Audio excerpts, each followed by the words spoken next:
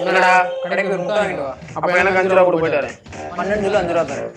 சரி கொடுனே. போடா போடா போ. அப்பா நான் அப்பா சொல்றேன். அப்பா நான் அப்பா பெரிய அப்பா வந்துட்டு போறாருப்பா. முட்டை ஒரு முட்டை குறாம்பி. ஆட பத்தி தம்பிங்கற. எனக்கு கல்யாணம் இருக்கு, 2 பிள்ளை இருக்கு. 2 பிள்ளையா? நீ முட்டைடா. நான் தான்டா முட்டை. என்னப்பா? ஏய் நில்லுடா. நான் 5 ரூபாய் எடுத்து வச்சு போ. வீட்ல போய் என்ன காட்ட சிறுபோ இருக்குடா.